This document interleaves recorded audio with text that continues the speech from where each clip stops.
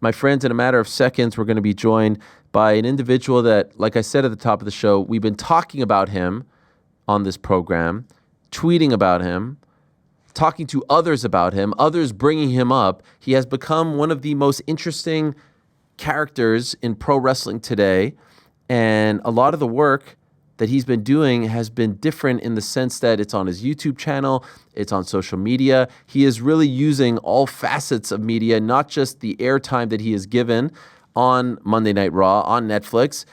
He's taking matters into his own hands. And as a result of this, like I said, what he's been doing, especially in the last 2 or so months, has been absolute theater. He shook the wrestling world moments after WrestleMania with his promo on the post show with the likes of Sam Roberts and Megan Morant, and he really opened up a lot of eyes with that. But if you've been paying attention for the last few months, you will have noticed that Karrion Kross is doing some special things. Once known as Killer Kross, he's now Karrion Kross in WWE. Let us say hello to the man himself, who's revolutionizing the game, who's killing it. Ah, yes, there he is. The one and only Karrion Kross. Hello, my friend. How are you? How are you? It's great to see you. Thank you for coming. Can we hug? Yeah, let's bring it in. Hello. Chuck, how are you? Hey, guys. How's it going? Hey, what's up, man? Is that Dipperstein? What is he doing here? You work with this jabroni. What's the deal with him? Yeah, what is Explain him? to me. He just did a run-in on my show from Cheap Heat? Or is he trying to sign you? I mean, you tell me. He's loving this. Do you even work with this guy, or is he just... This is the first time I met him. I got to tell you, I kind of like him. Okay, I don't know who he is. I just know him from a podcast with Rosenberg. Well... He claims to represent people, but I was not expecting this. You kind of threw me for a loop here, but you're known to throw some curveballs. That's what I do. Question for you. Here's Yes, a curveball. okay. Have you ever hit a guy with a steel chair before? No. I bet you I could talk you into doing that. To him? I mean, are you ready to take a steel chair shot? It'd be good for viewership. Yeah. I would love to do that. Maybe I was just talking earlier before you came in. My dream is to be a heel manager. One day before I die, I need to have a family like the Heenan family. Yeah. I need to have my own stable. This is my bucket list. So I love it. the steel chair could come into play. You gotta Thank you do for it. being here. Yeah. This is incredible. Thank you for coming in. I have to say, the wrestlers impressed me so much. You guys get it. Most people would just be like, I'll do it on Zoom. You're like, no, if we're doing something, we're doing it in person. Connect. I appreciate that so much. And I appreciate everything that you've been doing as of late. Holy smokes. Thank you. What is life like? The last couple months. Just start there. What is life like for you? Crazy. You know, if I'm being real with you, which I think Please. I should continue to be, I because would appreciate that, yeah. that seems to be resonating with people. You know, they give me AOP and they give me Paul Ellering, and I don't know them. I know Paul. I grew up watching him on TV. You know, I get to know these guys, really like them, and it's just the nature of our business. One minute you're here, the next you're not. You know, that was a bit of a tough hit, frustrating. You know, nothing you can do about it. You got to get present. You know, you grieve the situation. You got to move forward. And I just felt like there was a lot of touch and go with certain things going on. We go to, you know, on the way from there, we go to WrestleMania in Las Vegas. A lot of emotions. Everything happened the way it did. Things are crazy, but like in a strange way, I wouldn't change any of it, because as a result of everything that's happened, I would say over the last 5 years, it's put me in a place now to have a relationship with the audience that you wouldn't be able to write or fabricate. You wouldn't be able to create this. Like what's happening right now is absolutely nuts, you know? So there's a few times, especially over the last few years, where it feels like the audience, the community, gets behind someone, gets behind their cause, their story, and really does everything in their power to propel them to the top. We saw it with Daniel Bryan, saw it with Kofi Kingston. We've seen it with others as well, right? Yep. I feel like we're seeing it now with you. Yeah. Do you feel that same thing? They are now rallying behind you in many ways. We'll get to the merch in a moment, but it just feels like, and you acknowledge this on Twitter. I think it's actually your pinned tweet, Yeah. where you're acknowledging this, that there's something happening. I think we have it. We'll show it here in a second for those that don't know what I'm talking about. Mm-hmm. That the community is, for some reason, rallying around you and pushing you. Here it is. I'd be lying if I said I haven't felt a major shift in the way a lot of fans feel towards me over the last year. More so recently, just putting it out there that I see you and I appreciate you, and I know they appreciate that. Why do you think it's happening all of a sudden? I almost don't even want to say. I kind of want them to speak on my behalf, because sometimes it comes off condescending when you try to frame what's happening when it's about you. But I mean, just speaking plainly to you, over the last, 365 days backwards from today, the interactions that I'm having with people, the things that the audience doesn't see on TV, they're really different than the way they used to be. I always used to hear when I was, meeting fans wherever I was, gym, airport, restaurant, you name it, they were always talking about NXT. What I did in NXT, they wish we could go back to that, And it's a difficult conversation to have with people. You're not totally, your hands aren't totally on the wheel, But now the conversations have changed to, I love what you're currently doing. And we want to see more and more and more. And I just feel like something's happened where I'm understanding in a more comprehensive way what they want from me and what the company's looking for me, and finding a common ground between those two. That's what I feel like is happening. And they want more, and I want to give them more. What do you think they want from you? They being the people. I think they want to see me massacre people. I think they want to see what I used to do in the current format right now, and I think they want more authenticity. I think there's a starvation for authenticity that the audience wants right now. I know it's specifically from me, but I feel like it's in general.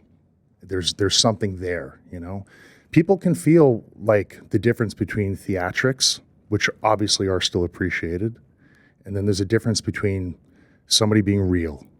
And that, I think, has always drawn people in. Like, you think about the people who came off that felt really authentic, like some that jump out to me. Jerry Lawler, Andy Kaufman, Roddy Piper, Jake Roberts, Brian Pillman for a period. These, weren't people that are, household names currently, but I remember them. And, here we are talking about them today. I'm not comparing myself to them, but I mean, whatever anyone's preconceived notion was about what they were watching in the program, when those guys came on, it was real. You know what I mean? Mm-hmm. It was there, that there was something, that intangible thing that you can't teach that they just had. Correct me if I'm wrong, though. You've always kind of had that vibe, right? So why do you think it's clicking now? I decided to be honest. Was there a turning point when you said, I need to start being honest, I need to start being more real, more authentic? Yeah, I think it probably happened when Miz and I were working together. I think something clicked there, I couldn't tell you specifically what it was, but it just hit me.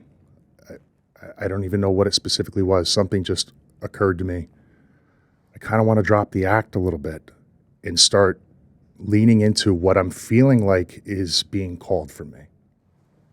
You mentioned some of those names. I was perusing your YouTube channel, which is great, by the way, and I want to speak to you about your documentary that you dropped not that long ago. But there was one comment under the documentary that I thought really summed up your magic right now, and you mentioned the names, and this person, so shout out to him, mentioned the names. We have the comment here. I wanted to read it to you. Kross is like a present-day Jake Roberts. You don't know if he's your friend, your enemy, angry or happy, heel or face. He's methodical, aggressive, cerebral.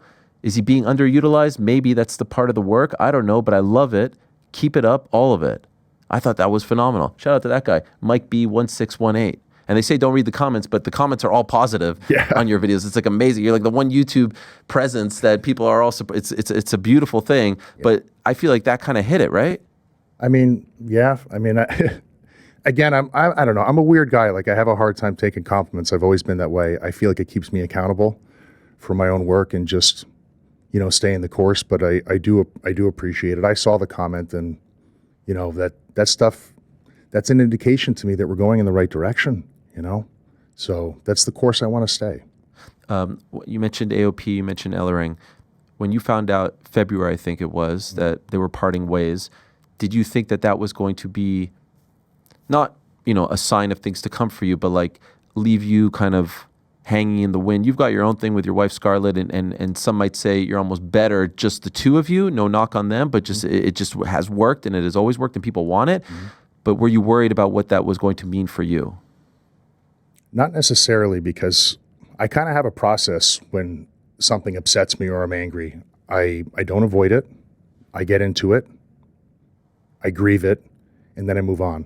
I try to stay as present as possible. I don't think it's like a good thing to brood in a place that's not producing like what you want for your life.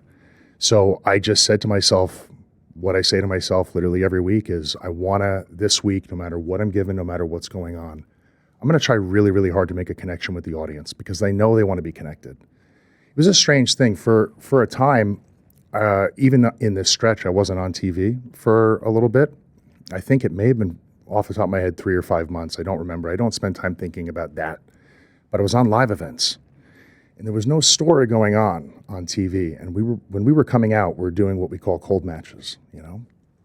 And when we were walking out, you know, I'm established as a bad guy. I just personally think I'm misunderstood. The crowd was cheering for us when we were walking out. And I looked at my wife and I went, huh. Like there's been this underlying thing that, again, the television audience doesn't see, where people have wanted to cheer for us, you know? And I think that's because they're sick and disturbed like us. They want to, you know what I mean? They want to do it. And we've been giving them reasons not to. And I think we should stop doing that. I think I saw you say that you were on Main Event in London. You had the Chris Bay charity match. Mm-hmm. And that was like not that long ago, right? A couple of months ago or so. That was their first matches of 2025? Yes. So why was it 3-4 months without a match to start the year? Were you injured? No. There was. This is right before we got rolling with AOP and did Final Testament. It's a story for another time. I don't think there's enough time to tell the story. Oh, we got all the time in the world. we're live. You want to get us in trouble? You want to get nuts? No, I don't want to get anyone in trouble. Let's get nuts. Yeah. This is a shoot, brother. We can do whatever we want. If you want to tell it, all good. If not, there was just a weird period where I think they were trying to figure out what the best way forward was. That's okay. All right. That's the way I can put it. Fair enough. It's the best way I can put it. But I mean, we've always been ready to go, man. Like, and we're hungry. Like, the biggest misconception anyone can take from what I said on WrestleMania was that I'm disgruntled. I'm not. I'm just really, really, really hungry, man. I'm really hungry. All of this is coming from a place of passion. And, you know, it's, for me, it's all about the grand scheme of things. Like, people are paying to come watch the greatest show in the world. I want to be a reason on the show where they felt like they got every single cent, you know, worth of that. I want to be more than just an Easter egg. I want to be more than just a guy in the back ruining people's lives. And I will admit I do enjoy ruining people's lives. There's definitely something wrong with me, but only the internet can judge me. Mm-hmm. And I'm working my way up to WrestleMania. When you found out that you weren't a part of the WrestleMania plans, 2-day event in your adopted hometown of Las Vegas, big deal. You had a solid match in Philly last year, so one would think you take a next step. What was your reaction?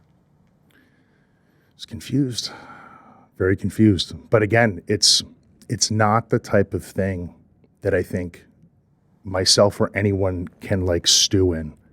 It's like, what do we have today on Monday? Maybe it's your cup of tea, maybe it's not. You have to try to make the best of that and try to hit a home run.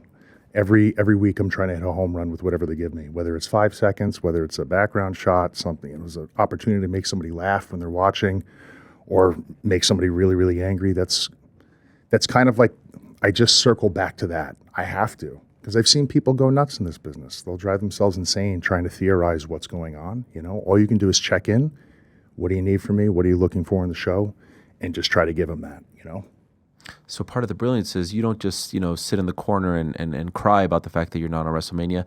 You take matters into your own hands and you put together this documentary. And it's absolutely riveting. It's some of the best stuff that any wrestler has done on their own, you know, not part of the machine, so to speak, because it really gave us insight into your mind. Here you are on the streets of Las Vegas. You're talking about your career. You're talking about the state of your career. That idea, to do that, was that as a result of you not getting on Mania? Or did you say, like, I was always going to do this? It just kind of, you know, the subject kind of turned when things played out the way they did. I was always going to do it. Okay. That was my plan. Wow. That was my plan, like, right when I got hired by WWE in 2020. I said, one day, this show will be in Las Vegas. And hopefully one day they hold a Mania there. Because when I was still in Vegas living there, Vegas was still expanding. You know, I didn't know if the economy, you know, on a measurable metric could support a WrestleMania. Clearly it could. Yeah. But that was something I always wanted to do. And kind of things just kind of serendipitously happened in a weird way. Like I feel like I get messages from the universe to pay attention to. Like if I hear the same thing over and over and over from different people that don't know each other, I feel like I should be paying attention to that. Davin Tong hit me up and said that he wanted to produce something. And I was like, holy cow, I was already going to be doing that. And I told him, I go, dude, I don't know what this is going to be by the end of it. I have absolutely no idea, but we're going to create something for people to watch.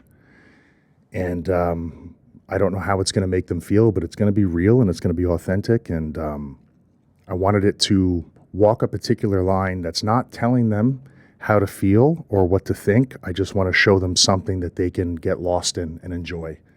And the reception that it's had, I'm just happy with it. I'm happy people enjoyed watching it and they're getting something out of it. And yeah, like that too, doing that that was more or less inspired by Smash Machine, which now, you know, Mark Hurt has his movie. I got to reconnect with him at WrestleMania when we fought Bobby, the Prophets, and Brie. I met him when I was a kid. And not that we were close friends, but I reintroduced myself as an adult. And I can't even tell you how many times I've watched Smash Machine like that. Yeah, the best. And I just told him recently, like, as a fan of his growing up, his bravery for putting his whole life out there, you know, all of the good, the bad, the ugly, that inspired me. And I went into a headspace where the things that I was going to do and say, I wanted to inspire like people in the same way he did. And it's not the same. I'm not saying my life is the same as his at all, but like to be so vulnerable, I think that's what brings people together, oddly enough. It's not power plays. Power plays actually divide people, you know?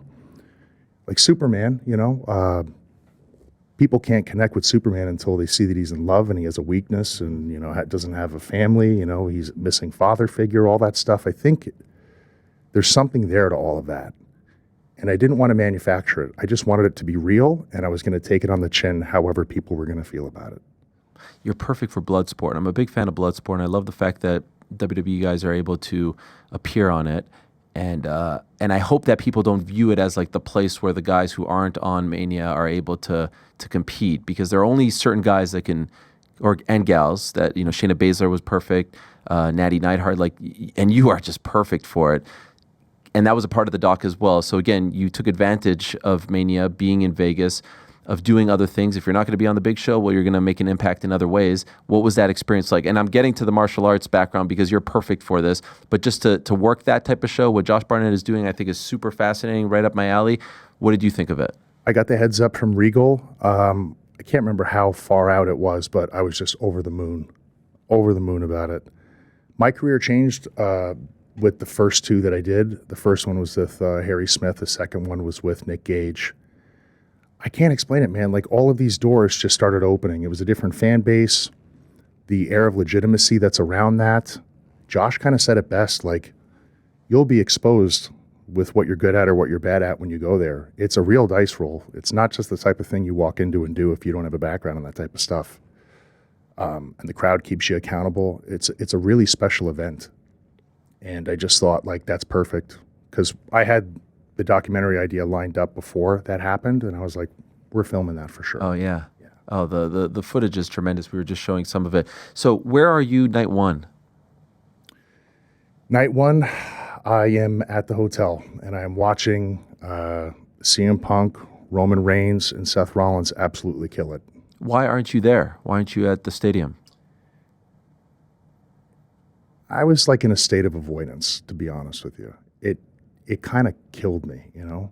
Anytime I've ever, you know, I want to be there as often as I possibly can in any capacity, but man, sometimes when you see that full house and you're not a part of the show, for all of us, it's not just me, I'm not an isolated situation, it's really soul killing because you want to be out there so badly in front of that crowd. And you know, with the lineup on the card, it's going to be a show. People are never going to forget who are there live, and they're creating moments out there. Maybe even, you know, for some people, it's a first-time moment live. That's why a lot of us got into this, you know. It wasn't all about the high spots. It's about telling the stories and creating those moments.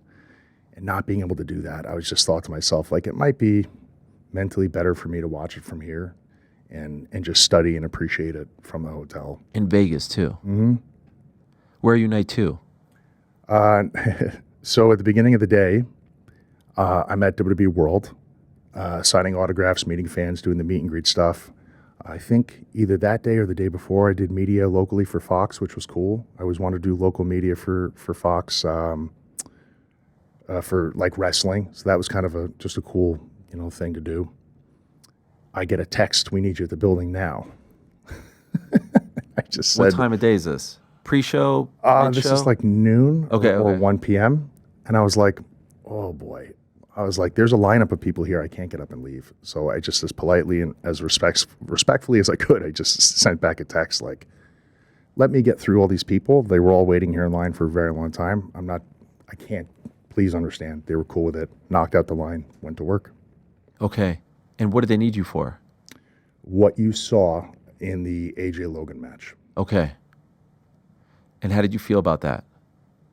Honestly, I felt very grateful. I felt grateful to have any part of the show whatsoever at all. You can want the world, you can want it all, and you can go for it. But it's important not to lose the gratitude of even having the smallest part of something so big, So, yeah. There was some talk, there's always rumors and stuff that maybe you'd be Randy Orton's opponent.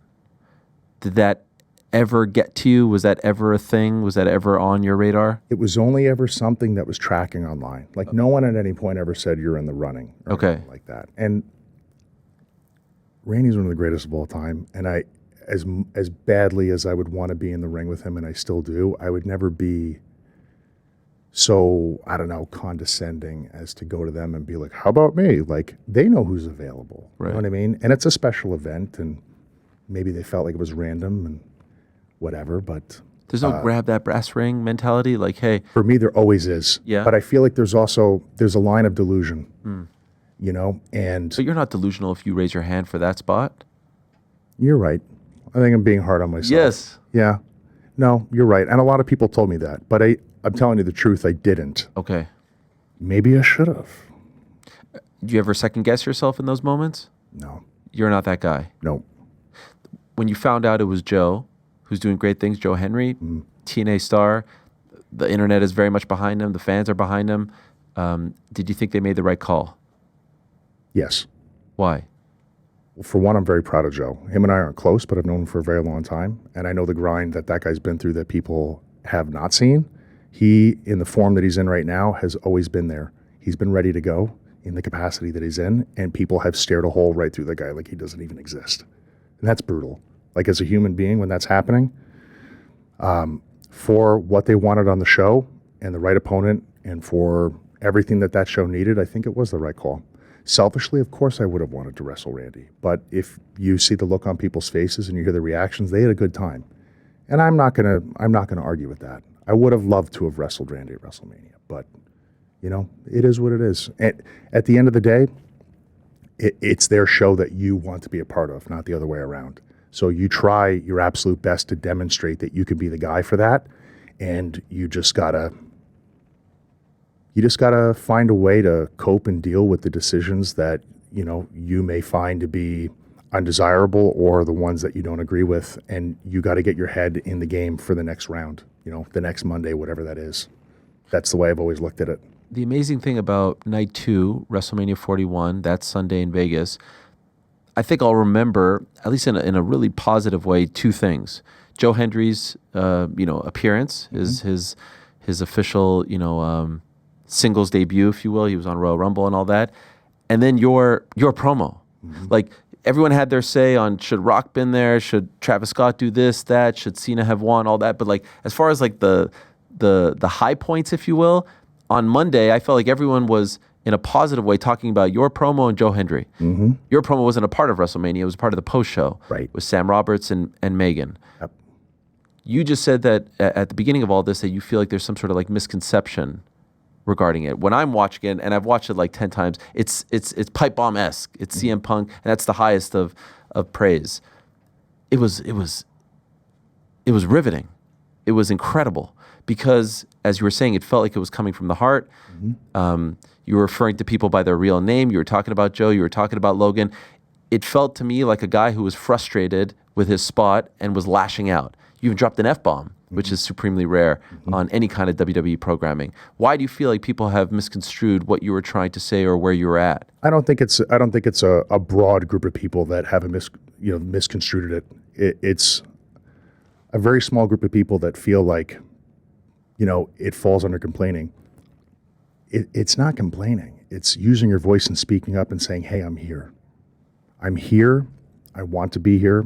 I want to give you the best of what I have, In general, I got a standing ovation when I won't drop names. I got a standing ovation when I saw everybody the following day. Wow.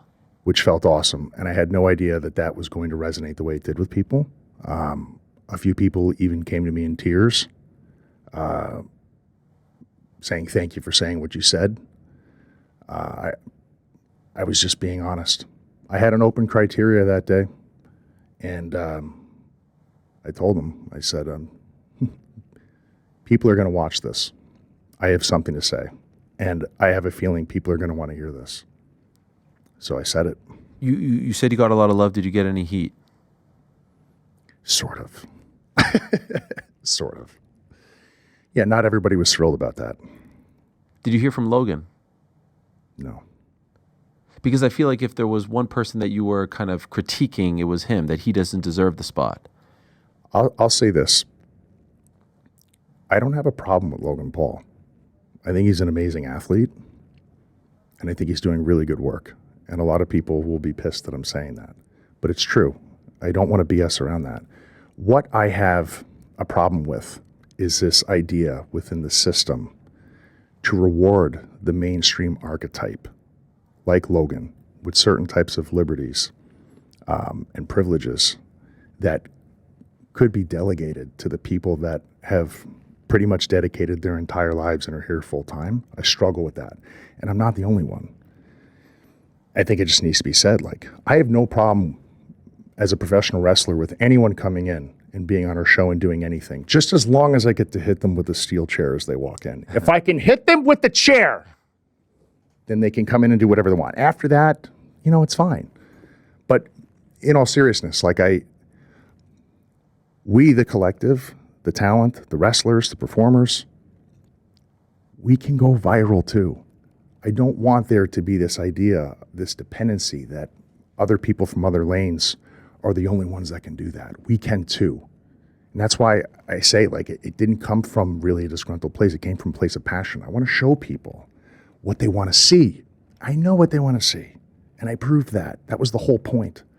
That's where that comes from. And those are my thoughts on him. I really hope to God Jay winds up cheating in that match with him, because if that guy winds up winning the world title, I don't know what the hell is going to happen. He needs to do everything he possibly can and go back to OG Bloodline Jay. I'll tell you that right now. What's he like? I had Baron Corbin on the show, and he was somewhat critical of his demeanor backstage. What's your read on what he's like backstage? I know there's a way to conduct yourself, right? Guys like The Undertaker have talked about the respect for the business, respect to others, shake everyone's hand, look everyone in the eye. What's your experience like with him? I have nothing negative to say in regards to that about him. He's always been very cool to me. But, most people are pretty cool to me. So, and then I've seen them not be cool to other people. They don't want your smoke. Maybe. People give off a certain energy. I'm very much like a respect first type person. Vegas truly to me is home, but I did grow up in New York, and I think it's a culture thing. You don't know who anybody is on the street, and you grow up on those streets, so you be cool with everybody, because if you're not going to be cool, then that means that you want a problem. And I don't know, I've never really been able to shake that. I'm still that way. I want to be cool with everybody. If you give me a reason not to be, it's not going to be good for you. So what I love so much about that promo, it wasn't on the broadcast, so you almost had to find it. Everyone was reacting to what happened on the broadcast, but then slowly but surely they're like, whoa, did you guys see on the post show this thing happened there that you weren't sure what was going on, or were we supposed to see it all? And there's the moment where you stand up and your wife says to you something to the effect of like, not here or not now, and you say like they leaked my contract info online. Who are you talking about when you're saying that? Whoever did it, like, that put me over the edge. Because that was also happening, I think that happened online, like, right around the, shortly after AOP and Ellering were gone. It was just like kind of one thing after another. So it was like I'm still pretty pissed about that. You feel like it was, what, like a breach of trust? I don't know who did it. It's impossible to say. I have no idea, but I was kind of out of my mind at that moment. Really? It's kind of hard to put myself Why did it back bother you there. so much? And it's just privacy. Yeah. You know what I mean? Like who the hell is supposed to know about that? You know what I mean? Like, stuff gets leaked all the time. So.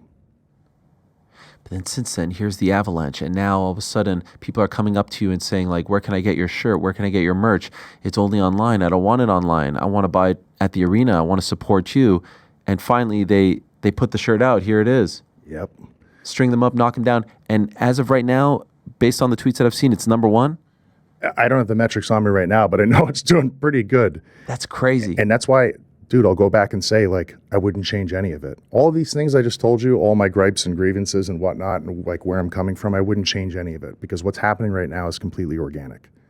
I wouldn't change any of it. And it's just a weird thing, and I always go back to this, and maybe it's like growing up doing martial arts and stuff. Like, you can't grow without suffering. It's like a really ugly double-edged sword in life. You have to go through things to know and figure out who you are and where you stand and who you're going to develop into. And there's no point in going into all of it, now, but I'm glad that I went through it because coming through to this side, the connection that I have with the audience right now is insane. And I know it's just going to get bigger and I know it's going to get better. Like, I feel it. And even with the shirt, like, I'm involved with the graphics designs and all that with the shirts. What that shirt was originally supposed to represent, now it represents something even bigger, which is insane. Like, that is the shirt from the promo now for people, and it represents something entirely different. When people telling me, like, when they wear that, they're like embodying, what was said, that authenticity. That's like my Superman S now. Yeah. And with the strings, you wouldn't have been able to construct that. That's happening. It's taking on a life of its own. So. Are the powers that be, in your opinion, paying attention to all of this? Do you feel like this is translating into the success that you want, which is, big matches, big opportunities, airtime, all that and more? All I could say is I hope so. I don't think you cannot ignore the crowd, whether it's online or it's, live audience. I have a feeling that some people thought maybe it was going to go away, it was going to die down, it was a momentary thing, but it's not. It's getting louder, and it's... I heard the pop, main event pop. That's a babyface pop.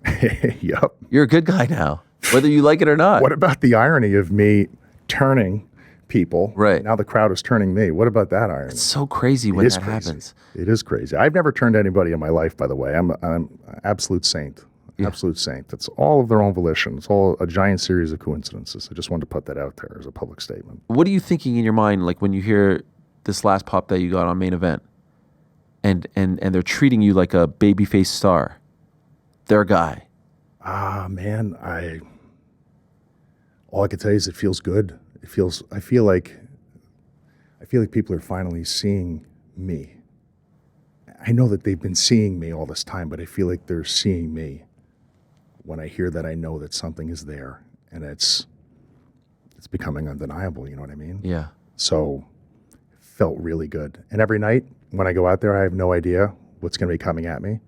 I have a guess, and this is what I guessed would happen, but it feels really good. This is what every wrestler dreams of, right? Yes. To have this connection with the audience, right? Yes. Yep.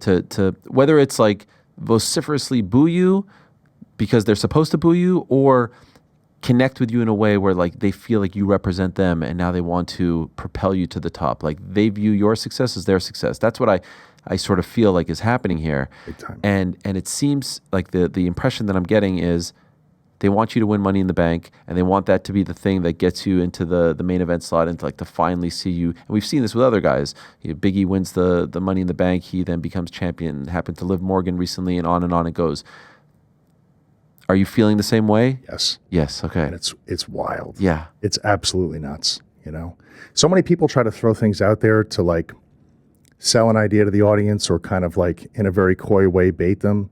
I haven't been doing any of that. This is all coming to me, and it's awesome to be chosen, you know what I mean, by them. Yeah. Hey there. Sorry to interrupt. Just want to remind you, if you haven't already, please do hit that subscribe button.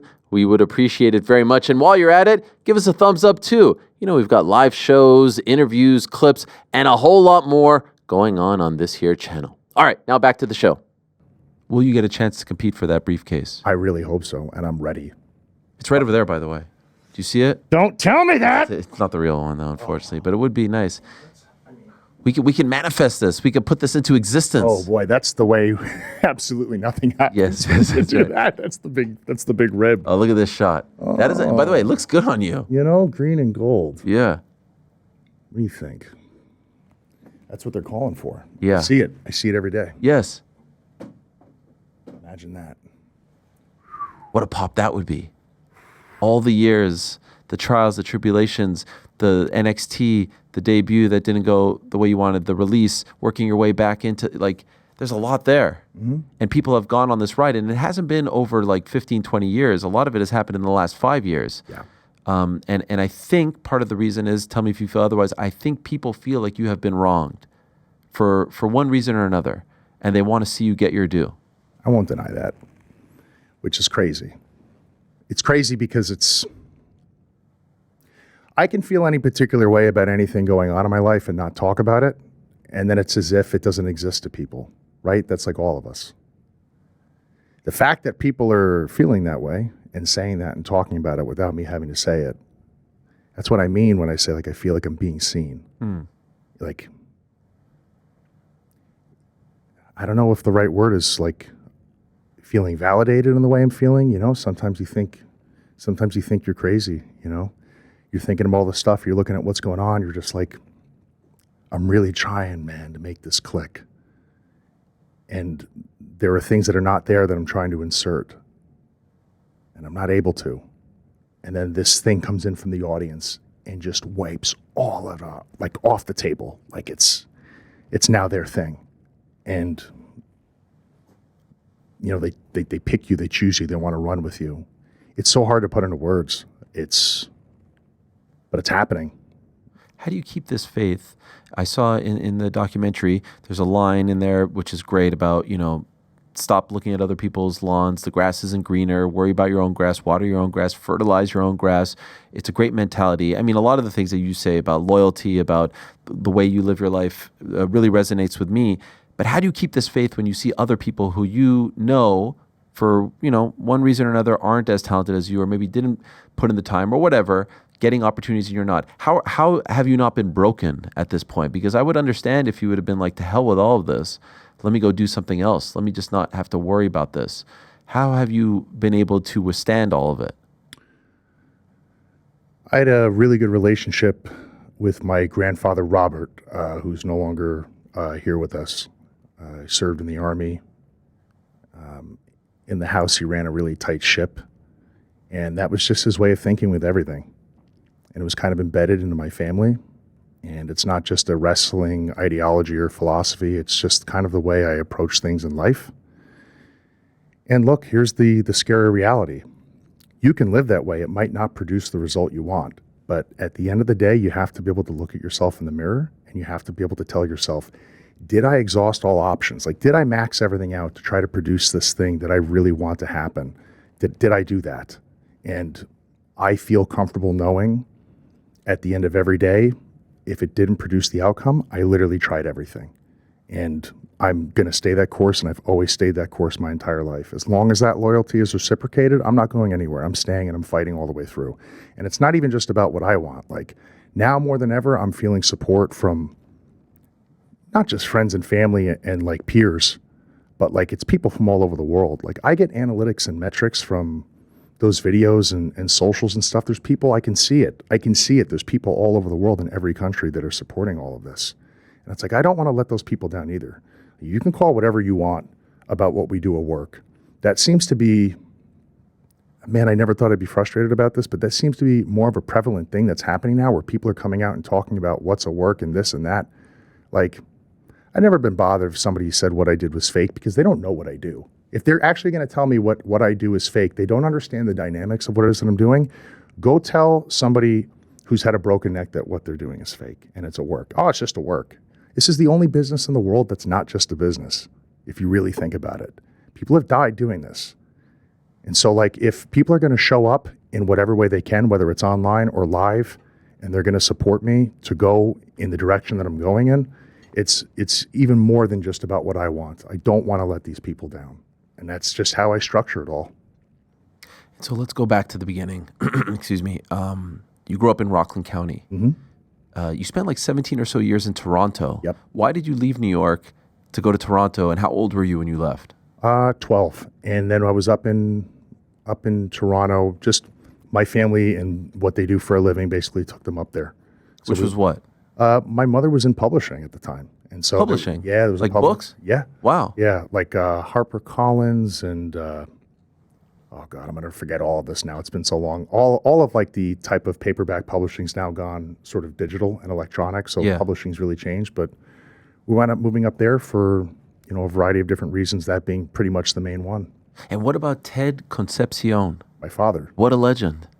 This guy went up against Phil Baroni. Is this accurate? Dude. Your dad was a fighter. Yeah. Tough man?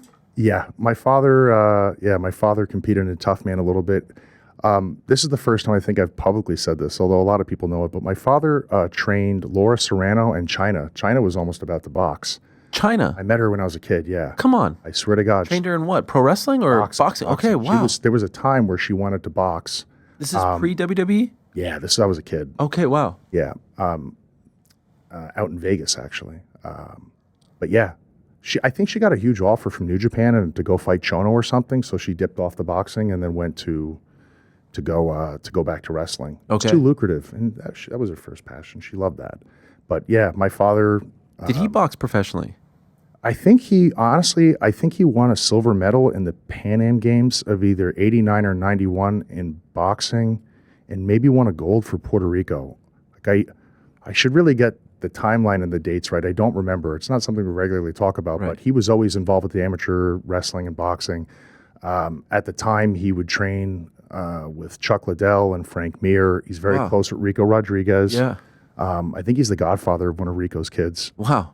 So this is in Vegas now. Mm-hmm. This is when you guys now moved from Toronto to Vegas. Yep. How old are you when he's doing all of this? I was probably between 12 and throughout my early 20s. And are you hanging out with them too? Are you training with them? I was around them all the time, and I was around Phil. And my father and Phil used to spar, but they never fought pro. That's a story Phil used to tell to break my father's balls. Okay. But yeah, Phil's thing he would tell a story that never happened just to see how people would react. And for the people who knew that he was lying, he would just wink at them and smile and leave the room. Okay. So you'll never really know what the hell, unless you knew Phil, that was his sense of humor. He'd do shit like that all the time. So your training, are you starting to think at this point you want to do this for a living? Martial arts, mixed martial arts, it's starting to grow, it's starting to be more popular. Always wanted to wrestle.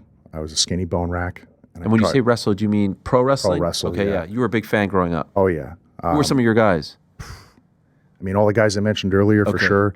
People always answer this like it's a big political play, like they're trying to get an endorsement. Like they'll name drop a specific guy, and hopefully they get the endorsement. Then they do all his moves. Yeah. I'm not like that. Like I really actually did like so many people. Like I liked all those guys. I was a huge Diesel fan when I was a kid. Got the shirt and the glove. I was in the audience at MSG. I love it. All that stuff. When I grew up and I started to understand the mechanics of amateur wrestling and judo and jiu-jitsu, guys like Kurt Angle and Brock Lesnar were huge. Taz was another one. Oh my God. Because I could see there was a difference in the ring work versus some of the other stuff that's more like Western pro wrestling. Yeah. But the technicians were always my favorite. And so you start to compete in martial arts and then decide hey, I could go train in Vegas. I believe you trained at Vanderlei Silva's gym. I did. Syndicate. Mm-hmm. These are the stops that get you to the big show. Yeah. And how long were you there for? About 2 or 3 years. Wow. Yeah. So who are you sparring with? Any guys who ended up in the UFC? Yeah. At Vanderlei's, when we had him, Junior Dos Santos, who was a pleasure to spar with, because he could kill everybody in the room at that time. Holy crap. Even still now. Yeah. You know, he would wind up, he would take like, sometimes in a round, he would take like a minute to 2 minutes to set up his uppercut. And sometimes I didn't see it coming because master level, right? Yeah. And when he'd throw it like halfway and we just have a laugh. It was like, oh, almost got flashed. Like you see, you know, a train Doom coming got at hit you. with that uppercut. Yeah. Yeah. That was terrifying back then. Who else was there? Fabricio Verdum, over at Syndicate. Khalil Roundtree was there. Wow. Did you train with John Wood? Yes. Okay. Yeah. I went to, he would have like the pro classes that you go in the morning. All the guys that wanted to fight pro, they'd go in and we'd move around with them. So did you have any fights? No. Why not? Honestly, before I moved to Las Vegas when I was in Toronto, I took these courses to become a family mediator. It was like a professional. With your mom? Yes. Yeah. Yeah. So when we started, Why would you do that? she thought because I was a good listener and a good speaker and I was good at communicating that it would be like a good job to help people. And plus, at the time I was bouncing, and I think she knew I was taking bare knuckle fights, but it was something we weren't talking about. So you were taking fights? Yeah, but I mean, I have to be super clear with this. The bare knuckle fights were not pro fights, and like these guys sucked. And thank Underground God, things? kind of, yeah. It was on the Native Reserve. Okay. And thank God they sucked because I was not as good as I thought I was. Yeah. And like I even told Sarah, like it's a miracle that something really, really, really bad didn't happen because I saw people get smoked. Wow. Like all the time. And a lot of the fights ended when guys like broke their teeth. Like a thing that we started doing was like, we should start just trying to break their teeth because then when they see them spit their teeth out, they quit. And we could get paid faster. That's a whole other, like it was insane. But she, I think, was trying to politely steer me away from that. And when I took those classes, you know, you're reading case studies about people and you're learning how to communicate, and then you're learning how to mediate between two people that have some sort of issue in the family, whatever it be, maybe trauma or substance abuse or something. And I started reading those and I was like, read something about this guy, read something about this woman. I was like, man, I have some of these tendencies, and I just knew that I had to work on them. And once I started to work through unidentified traumas that I didn't even realize that I had, I didn't want to fight anymore. Like, I think not everyone's motivated like that, but just speaking honestly, and I feel like I can do that because I'm over it and through it. At that time of my life, I was engaging in violence at that level because I think I was trying to work out of something, and engaging in violence was not working me out of it. It was sort of like a Band-Aid. And so I decided to ignore that and still go to Vegas anyways. And like, I enjoyed some days training like around pros, but I knew like the first month, I was like, this is not what I want to do for a living. And then I was just stubborn, and I was like, maybe I'm in a bad mood. And then when it lasted 6 or 7 or 8 months, I was like, I don't think I could be in a bad mood that long. This is not really what I want to do. And there was that pro wrestling school down the street, FSW. And I was like, I've always wanted to do this. And I feel like I'm filled out now. And being big is not the biggest thing. But when you're not in the business and people are constantly telling you that you're not big enough to be in the business, it gets in your head as a young man. Right. So then I went and I fell in love with it. So Roy Nelson, too, was at Syndicate. He was wonderful to spar with. Yes. He would teach me really good setups for overhands. He had a really nasty right overhand, probably still does. Legend, yeah. I mean, he's knocked a lot of people out. Could I ask, what were you trying to sort of battle? What was the trauma that you were dealing with? When I was a kid, my parents split. Okay. And so when something like that happens to a kid, there's all different types of like things that, you know, happen to somebody where they don't necessarily know how to identify like real lanes of certainty. You know, I feel like that's a big trigger for people in general. People who feel the need to have a certain level of certainty that can't find it, that winds up manifesting in different directions for behavioral patterns and personality, you know, issues and stuff like that. And once I was able to kind of work through that, like I chilled out like immensely. Were you an angry kid as a result? And how old were you when they split? I think I was maybe 5 or 6. Oh, wow. So you were young. 5 or 6, maybe 7. So when it actually happens, are you even aware of what's going on? Nope. Okay, so it only hits you later. When you grow up, it hits you in levels. Yeah. The things that, you know, you saw and you heard as a kid, they hit you differently as you grow up. You know what I mean? That becomes something else, and everybody has to find a way to address those, you know, or else it's like living with a monster. You know what I mean? It's like you need to learn to know what that is. A lot of people put that thing in the back seat, and then when shit pops off in life, that climbs up to the front, and it almost feels good to give it the wheel. Wow. So worked through it though, and I just started asking myself honestly, what, like, forget everybody else and everything going on. What did I want to do? Like, what do I want to do? I have, I was working the nightclubs in Las Vegas, and Good job, right? so good. Yeah. So good. Lots of contacts, lots of networking, fun if you don't have any bad habits, and I didn't. So I had a good time. Like when you say bad habits, There's drugs, gambling and drinking and drugs in the night. You weren't into any of that. No, you just see people's lives completely spiral out doing all that type of stuff. And it's like, why even dabble in that if you see what the end of the road looks like? Sure. That was my take on it. Not judging, but. So at some point you realize, all right, you love pro wrestling. This is the spot for you. You're going to go down this path. Do you notice right away the difference? Like, do you realize right away? Yeah? Dude, right away. As soon as I got into the ring, started walking around, you feel the canvas is very different from, you know what I mean? Like any other ring you've been in, you start bumping, you start learning psychology. Then you start going to the local shows. You're like, oh my God, like, I can't believe I waited this long. Wow. I can't believe it. What year is this? That was 2014, I think. Okay. So you've been at this for 11 or so years, which puts into perspective, that's a long ass time to be fighting and scratching and up, down. You know what I mean? That's a journey right there. What's the big break? How do you go from like the guy who's training at a school in Las Vegas to now getting gigs? Like how does one actually take that leap? Two things happened at the same time. Bloodsport versus Harry Smith. Josh booking me for that. You're Killer Kross at this point. Yep. Who gave you that? I still am. I guess you are. The audience gave it to me. I was wrestling as Kevin Kross for a long time, and then people just started chanting Kross is going to kill you every time I came out. And then people started chanting Killer Kross. And for a while, I was asking people I worked with, I was like, you think I should go with that? And they were like, they're never going to put that name on TV. And I was like, yeah, but I'm not on TV, and it's following me everywhere. Yeah. And so eventually I just leaned into it. The crowd gave it to me. Really? It's funny. That was like, that wasn't the first time I had the nickname Killer. Like when I was a teenager, when I was in the boxing gym, they started calling me Killer. And then when the owner's wife came around, he didn't ever really like want to alarm her. So they changed it to HK, like Hunter Killer. So it was HK. But yeah, that's kind of like how that happened. And when I wrestled Harry on Bloodsport, a gentleman by the name of Karrion Seaman, love him to death. He used to be like the talent guy for WWE. He came down and talked to me. I had a correspondence with him for years. He said, I think now's the time. And Regal was there too. I think I got his blessing that day as well. And then shortly after that, I wrestled Moxley. And John told me backstage, I've never told everybody everything he said because it was a private conversation, but I don't think he minds to this day that he told me. He was like, you can wrestle and go wherever you want, but I really think you'd be, a really good fit for WWE, but do whatever you want, go wherever you want. And he encouraged me to call Hunter, and I did. That's so crazy. It is crazy. By the way, what an assist from him. I know. You hardly knew him. Hardly knew him. He had met just him left the company, right? Yep. So he could have been like, to hell with these guys. Why would I serve a young stud to them? Yep. Did you ever ask him later why? He hardly knew you.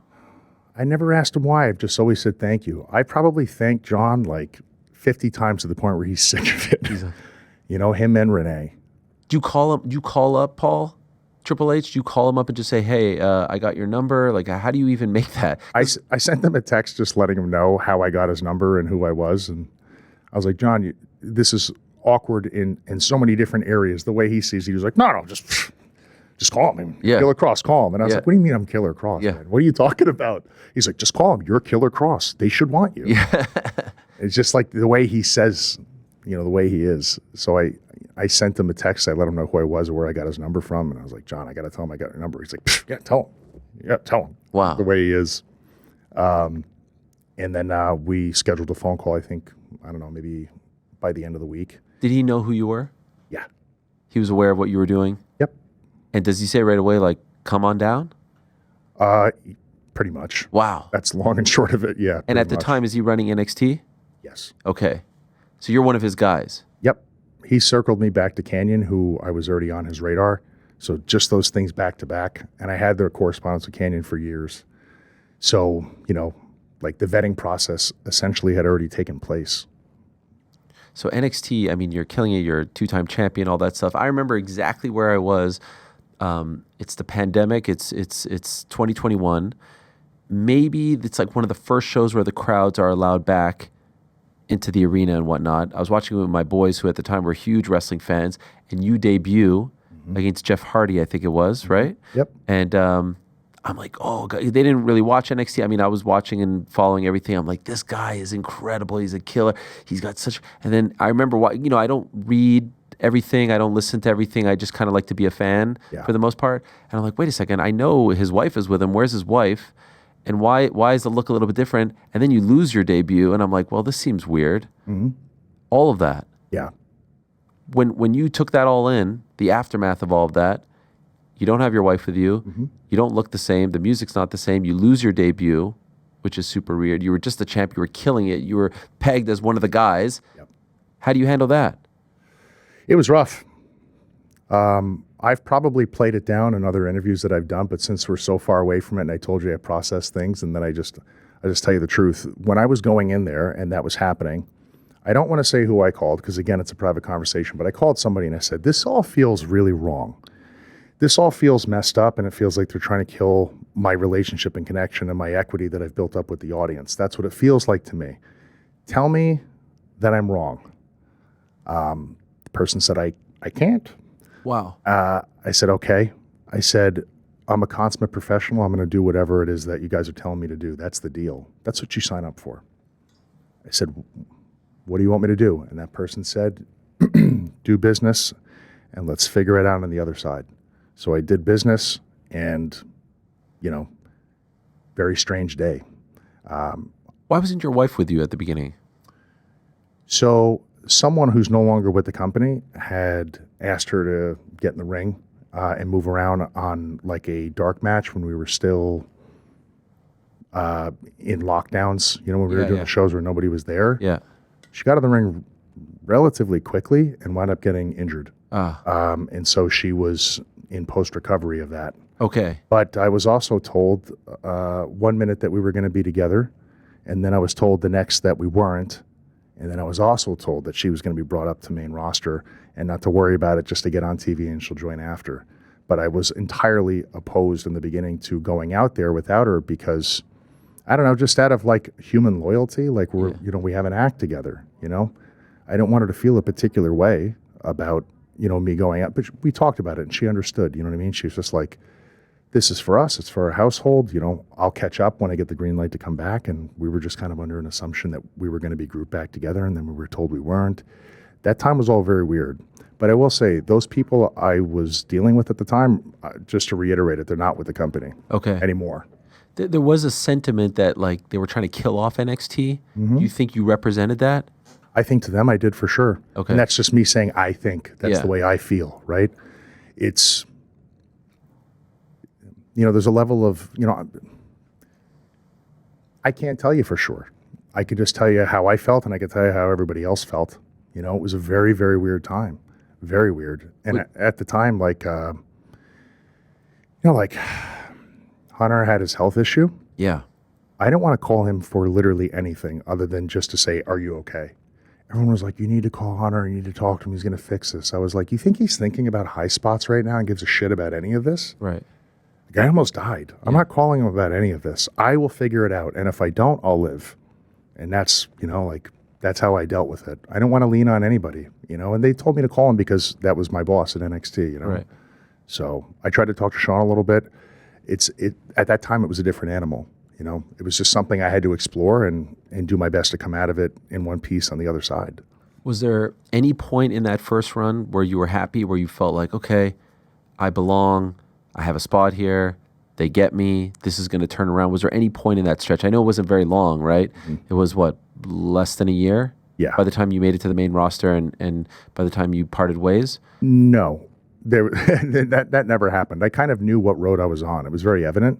And the people I was even working with and performing with were like, they knew it was pretty evident too, but they just, I don't know, we were kind of all in shock. Yeah. We're all in shock because there've been people in the company for a long time who have seen things like that happen, but not quite to that level. No, because you were on fire, right? I mean, you don't need me to tell you. Like you came across like a killer. You were booked like a killer. You had it all: the look, the shaved head. I mean, everything. I think, as an aside, I think your wife is someone who needs more love, underutilized. Like, just for that role doesn't exist anymore, right? Yep. It used to exist in the 90s and 80s, the female manager, valet, whatever you want to call that person, sensational Sherry, Sable, Sunny, there's a ton of them. Yep. And she's pretty much, correct me if I'm wrong, the only one? Pretty much, yeah. At least in WWE. Yep. I know there are some in other organizations, and I feel like she needs a little bit more attention, dare I say underutilized as well. I couldn't disagree with what you're saying. No, I know you. I couldn't disagree. She studies all those people, by the way, that you mentioned. She was a big Sherry fan. I could see that. Yep. I could see that. She's tried to, without completely cosplaying as Sherry, she's tried to give nods to Sherry over time. So just in outfits and such, when she goes really, really big with stuff. There was one time she did something with face paint where she did TikTok across her head in NXT for a show. She was watching a lot of Sherry at that time. Oh, yes. And of course, I'd be remiss if I don't mention Miss Elizabeth, who's maybe the GOAT, completely different character, but there was an era where we had so many more of those. So where were you when you got the call that they were parting ways?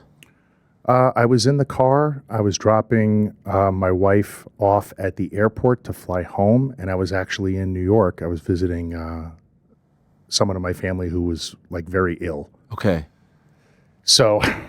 What a time. Blindsided, or did you see it coming? Well, I always saw it coming, to be honest with you. Really? I felt it coming. I felt like it was, I'm just telling you, I felt like there was a deliberate course to drive me and steer me in that direction, to just kind of like, what it felt like was they wanted to just completely ice out all equity that I had in the audience, and especially too, working as a bad guy, you're telling the people not to like you, and then, you know, they already kind of don't like you, and then you get released and, you know, you haven't really done anything and there's nothing really going on. It really devalues you in theory.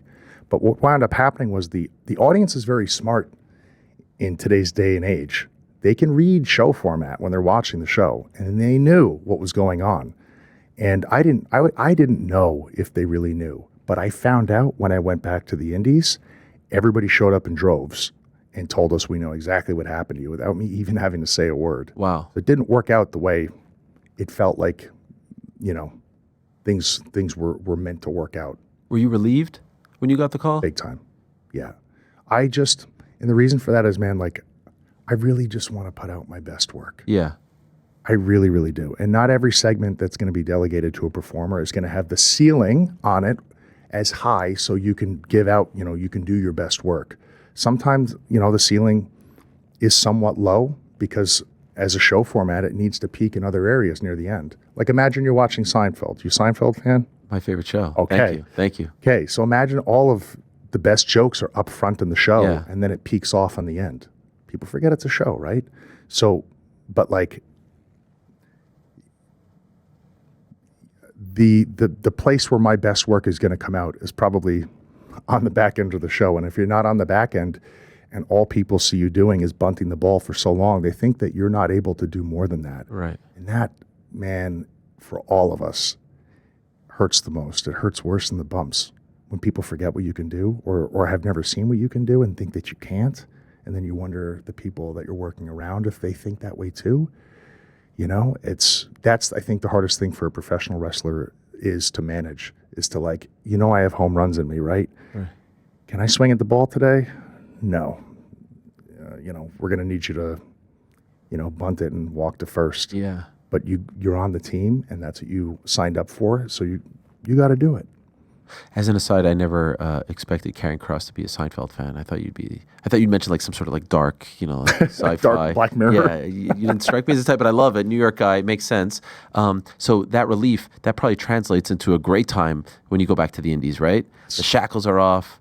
You're back to yourself. You could do what you want. You could go long if you want, right? Like, Yes. I mean, like, you had it all. Yep. No times, main event. You can be out there as long as you want. Listen to the crowd. Play Life is good. Yes. So why go back? I love WWE.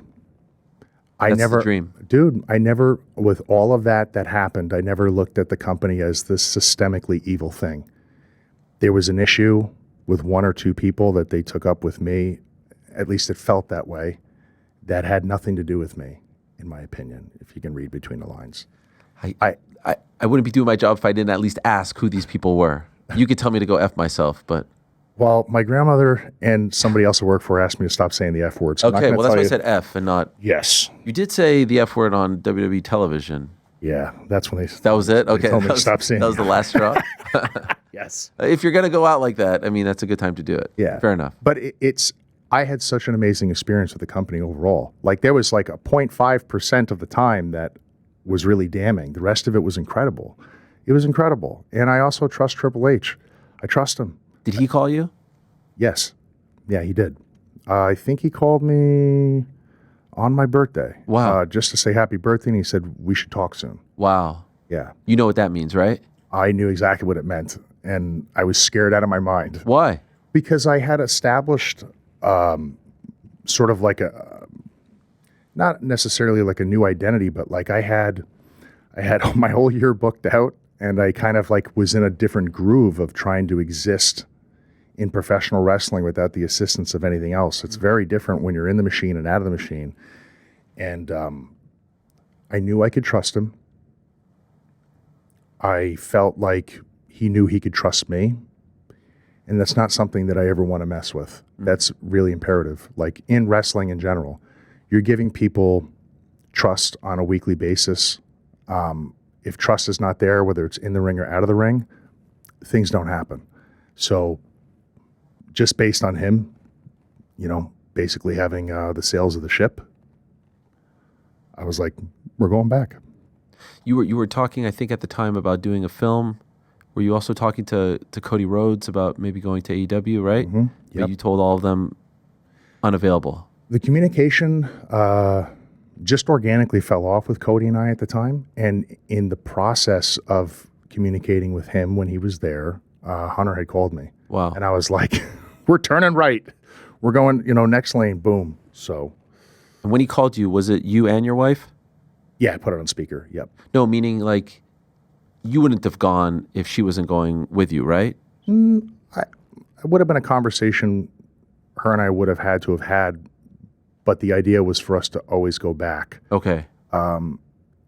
If she wanted to be a mother and she had no choice but to not go, and she told me to go to WWE, I would for sure. Okay. But I wanted her to have the experience of being able to go up to main roster and say, I wasn't just an NXT superstar, I was a WWE superstar. I wanted her to have that, and, just speaking truthfully, like that was rough at the time when I was on Raw, even when things were horrible and she wasn't there, she was sitting at home and she had a green light to come back. That was really hard for her, and it made me really, really angry to see how upset she was. And I felt that there was nothing I could do about it when I was told one thing and something else happened. So when Hunter called us back to come back, I was like, we're going to right all the wrongs, and how we're going to do this. We're going to do it. And we couldn't be happier that we did, man. Like, how do you deal with that from like a marriage standpoint? Because you're both in the same industry, right? It's not like, my wife works in jewelry business, so we're not vying for the same thing. I know you guys aren't vying for one spot, but like you're in the same world. Sometimes works good for me, works good for her, works bad for her, good for me, bad for me, good for her. But like you're now in the spot she wants to be in. You come home, you want to tell her about the day, you want to tell her about this interaction, but she's bummed, right? Yeah, it was tough. Like, that's exactly what happened. Yeah, and I can't imagine. It felt like terrible. It felt terrible. Like, every week we were just kind of telling ourselves, well, I'm sure they'll bring you up next week. Why wouldn't they? You know what I mean? And then they don't, and then they don't, and then they don't, and then you get the call and you're released. Like, it was, thank God her and I have a great relationship, and we understand our lanes of communication and knowing when to take care of each other, and like that could fold anybody, that type of stress, but it didn't with us. It actually brought us closer, Wow. to just like, it's the longer you stay in a relationship with somebody, I always find you really figure out what kind of glues it all together. Some relationships, they last, and then some don't. And her and I have grieved together. We've found success together. We've traveled all over the world together. We've been apart for certain periods of time. And the only thing that changes is like her and I get closer. And so that was a no-brainer to marry her. We weren't even married at that time. We were just dating. Right. I mean, I can't. What a business to be involved with, your wife, because you hear about the road stories and all this stuff, and like, Yeah. I can't even imagine. I guess it's a blessing, right? It is for sure. Like it's Flying. I got to tell you, road trips. It's easy. It's easy doing this with her because we just both understand what it is that we kind of need from each other and what we don't need. Traveling's always fun. We go all over the world together to these countries that they're flying us to perform and get to see the whole world together. Like I grew up on a dead end street, dude. And like I've said this before, but like there's a lot of people that never got off that street. Right. They tried. So when I'm in Switzerland now or Brussels, and I'm looking at these buildings of these countries that have decades upon decades of history, and I'm like, a doomsday Saito suplex and a choke at me here. Who would have thought? I just look at her, I go, I can't believe this. We have those moments together and they're priceless. Like learning about the world together, it's maybe one of the best parts of the job is to like actually see the world and engage with different cultures and stuff like that. It's like the stuff that people don't see, but it's incredible. And right now, I mean, what a time for pro wrestling, right? I think, with WWE on Netflix, there's other organizations doing great things. I think that breeds success for all, rising tide. Like in MMA, there's one dominant league. There's no one else. And honestly, for the boys, if you will, like there's not a lot of options. You guys have options, which I think only leads to good things for everyone involved. I would say in all your years of being a part of pro wrestling, like right now has to be the hottest time, right? I think so. It feels that way. Yeah, and you're enjoying this in the midst of all of it. You're not sitting in the corner in catering being like, I wonder if, you know what I mean? And your situation is so great because if this was 1987, it wouldn't be able to work out this way. You couldn't put out a YouTube documentary. You couldn't engage with people the way in which you do on Twitter, right? Yep. So you're using all of that. Do you have the green light? You can do whatever you want? Kind of. Yes, Within reason. This is amazing. Within reason. It's the dream. It is the dream. Yes. A lot of guys, like Drew has done a great job with this over the past year and a half or so, using social media to his advantage. Yes. I love when guys and gals use all the other things as opposed to just relying on those 10, 15 minutes you get on TV. It's a lot of fun to follow along because you bring us into your world. When I was a kid in 87, I loved that guy, Bret Hart, but I didn't really know anything other than what I saw on TV about him, right? Yep. So you're taking us in, and I know there's a psychology to that. It's a lot of fun. It is, man. It's the best job in the world, dude. Even like I get some people that come up to me and tell me like, "Oh, I can't believe you're putting up with that." Like, if you only knew the other side of it, it's like, that's just a tendency we all have when we talk to each other and talk about things. We don't always share our W's with each other because some people, you feel like they might get weird when you talk about how great things are. Like, there's been so many amazing things that have come out of working with this company and being with this company over the years, things that are just so unexpected, like just epiphanies and revelations about people and cultures. And I mean, I'm on my second book right now. And yes, your book is coming out, right? Yeah. August, I think? Yep. I'm writing a chapter right now. There it is. Yep. That's surreal to see. I can't believe it.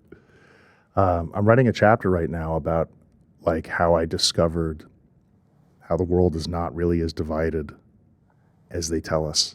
And like being a kid who grew up in the working class, all you have is what's on television and what it tells you how things are, and the way you have these preconceived notions of things that you're told, and then you get out and you see the world, and people are far more connected than they realize. And like that, I think, has been the greatest shining light that I've actually found from this job. And I would have never expected that. I just wanted to play fight in my underwear. You know what I mean? That's all I wanted to do. I just wanted to hit people with steel chairs and scream into a microphone, and stare down the barrel of a hard camera and have fun. There are so many different things that I figured out and found out about myself and like how I feel about the world. I'm going to send you a copy. I'd love that. When the book is finished privately, and I want you to let me know what you think. Oh, I would love that. If you don't mind. Yeah, absolutely. I would love that. And what about seeing all these legends give you props, right? Sean Waltman was on the show giving you props. Kevin Nash giving you props. Diamond Dallas Page giving you props. I'm missing a bunch off the top of my head. That's got to feel great. It's nuts. I see one pop up like every other couple weeks or another month, and I grew up watching these guys. Yeah. It's mind blowing. Like, it's also a really cool feeling too, because they, I grew up watching them. They were like entertaining me, and to know that I'm actually now entertaining them, it's crazy. You know what I mean? Like, these people just existed behind like this little glass screen. I couldn't get to them. Yeah. Now they're out there and they see me. I have moments like that all the time. Everybody like has their own way of like how they're gonna deal with, meeting legends and meeting the people who grew up watching. Some people like to play it down and no sell it. Hi, how are you? I don't give a shit. I go up and tell them everything. I may never see them again. Right. You know what I mean? Like I keep it 100 with those people. Like I tell them where I watch them, when I watch them, if I saw them live, and the matches I remember and everything. It's awesome. It's really, really cool. And they appreciate that. I think so. 1,000%. Yeah. To be remembered. Absolutely, and appreciate it. I see you playing with your hair. I would be remiss if I don't ask you about the hair, because I was watching. I kind of forgot, if I'm being honest. You were in Cain Velasquez's first match. Yes. Back in AAA. Yep. Man, Cain was so damn good. El Toro with that mask, flipping around all over the place. Yep. And you've got the fade. Here you are with Cammy. Like, yo, unfortunate, but. I rewatched that match today, and I was like, wow, the stuff that he was doing on his first day on a big show, right? Yes. Yeah. Unbelievable. We were training together in Vegas before he went and did AAA. We were training in FSW together. We would do sort of like matches in the school. Disco was there with the students. We were just kind of showing him how to put his shoot stuff into the match and then mix that with the luchador stuff too. But he knew his audience. When he was in Mexico, he was doing all the lucha stuff, which he loved. He loved that. You didn't have to tell him to learn anything. He was going out on his own and learning it, and he was doing it really, really well. Like, there's some people that have like different ways that they learn, visually, audibly, or practically. I think like he learns all of that. Like I don't think he has a specific lane. He learns things and retains it and executes it perfectly. The rate that he learns, it's not a surprise to see that he like killed everybody in UFC. Right. He's one of those guys. Any chance we bring back the fade, the buzz cut? Yeah. If there was a story that if that's something people wanted me to do, and there was a story where it actually made sense instead of just sort of randomly showing up, then I would absolutely do it.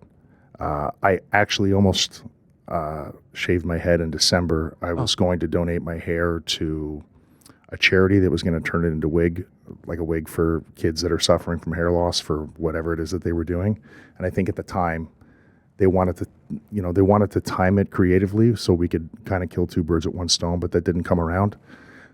I don't know if I wind up still doing that. If they need it and we can time it with the story, I will. But I made a good donation in the absence of donating my hair. So I work with them on the side. So maybe an appearance back on AAA. Now I would love that. Conan has been telling me for a while he wants to get me back down there in some sort of capacity. They have a big show coming up. Oh. You want to do a tag team on that? No. I was just. What do you mean? Come on. I would love. I'd love to be your manager, but you have a manager already. I don't know if. But a tag team. I'll do it. Yes. I'll be your Andy Kaufman, sort of. Please, I'll be Tony Clifton. Okay. Yes. Exactly. Okay. Fine. Let's round third here, and this has been incredible. Thank you so much, and again, thank you for coming in. If you could lay out the rest of the year for us, what's the dream? What's the hope? Oh, this is where it doesn't happen. Okay, you don't want to put it out there. Are you superstitious? More strategic. Okay, all right. Fair enough. That's smart. It's better to be that way. This is what I will say. I hope that I am given the flexibility to lean into what the crowd wants from me. That's what I would like to see. More than anything. More than titles, more than winning, more than anything. I want to have the ability to lean into where the audience wants me to go. Because at the end of the day, it's about giving them what they want. That's what it's about. So however that manifests, in whatever way they could utilize me in order to do that, that's what I want to happen. I want to stop going out there and feeling like I have to give them something that they don't want. I want to give them what they want. I don't think there's anything radically crazy about what I just said No. at all. And I think that's what they want to. And I think you're doing that, and I think they want more of it. I look forward to seeing more of it. Oh, yeah. Great stuff. Thank you so much. Really appreciate it. having me. Continued success, and keep it up, man. It's a lot of fun to watch, both on the show and everything you're doing off at the YouTube channel is great. Thank you. Really great stuff. So thank you so much. He is Karrion Kross. He is the man. Check him out, and check out the YouTube channel as well. We put it up earlier. It's great. And check out the book. You can pre-order it now on Amazon, right? Yes. There it is. We'll take a quick break. We'll say goodbye to him. I'll be back to answer our super chats. Do not go anywhere. Thanks for watching this video. Before you go, if you haven't already, hit that subscribe button for us. Also, give us a thumbs up, leave a nice comment. These things go a long way. And while you're here, do check out the rest of the channel. We've got live shows and full interviews, clips, and a whole lot more. We're doing big things here, and we appreciate your support very much.